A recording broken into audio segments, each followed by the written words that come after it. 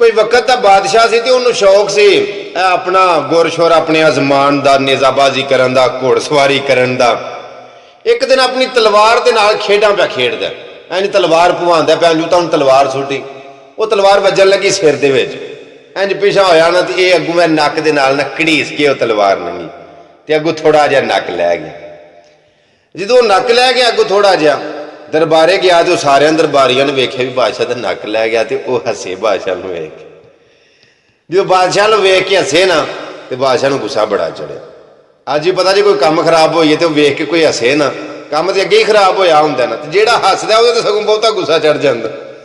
बादशाह को गुस्सा चढ़ गया उन्हें आख्या इन्हां दे सारियां दे नक ला छड़ो। वो जिन्ने दरबारी हसे बादशाह ने सारियां दे नक लवा छड़े।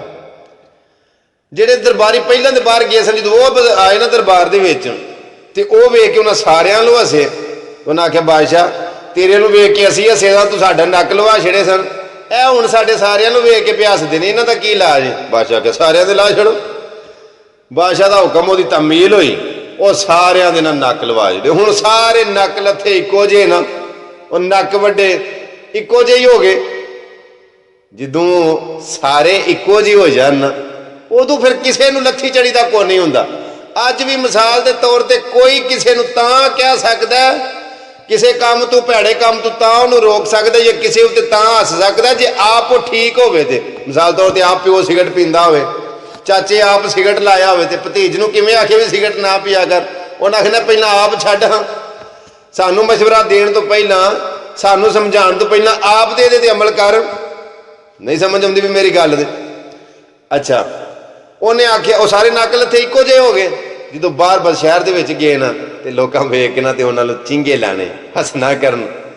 वो जिन्हें नक लथे ऐसा शहरों जो वापस आए ना दरबार के आख्या बादशाह सलामत इंज इंज काम होया तेरा नक लथा तो अगों ए हसे तो तू इन्हां दे नक लवाए असीं वेख के तुहाडे नूं हसे तुसां साडे सारियां दे नक लवाए सारा शहर हुण साडे नूं वेख के हसदा पिया शहर का की इलाज।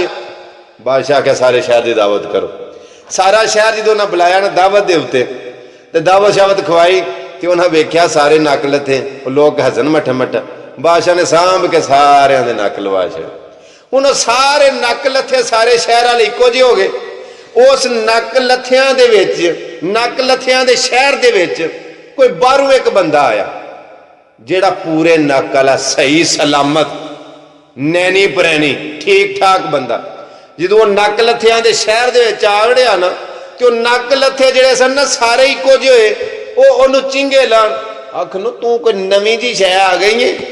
अज भी पता जे कई बगैरता लोगों के विच कई लंग लथियां नक लथियां लोगों के विच कोई बंदा बंदे का पुत्र आईए ना तो वो वेख के सारे जुगता मारते ने वो चिंगे लाते ने आंदे ने तू साडे वांगू तां हो के रहने ते रह तू कोई वखरी जी शै आ गई है। वेख सारे इक्को जे नहीं और नक लत्ते आख लगे जां तो साडे विच रहना नहीं तेनों असां रहन नहीं देना तो जे रहना ही तो फिर नक लवा के विच रह।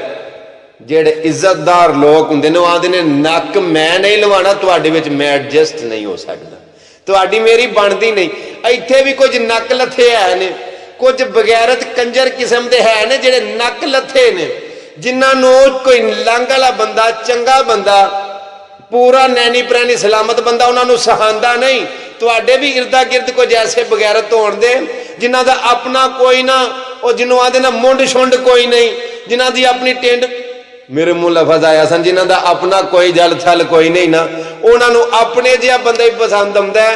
उन्होंने कोई इज्जतदार बंदा जो उन्होंने सामने आ भी जाए ना उन्होंने विच ते आंदे ने तैनूं असां इत्थे रहण नहीं देना तू सानू बर्दाश्त नहीं जे रहने तो साडे वांगू दा लंग लथा नक लथा हो के रह। उंज मैं ये गल आना इहो जिहा बगैरतां दे कोल रहण नालों ना फिर किनारे ही कर जाना।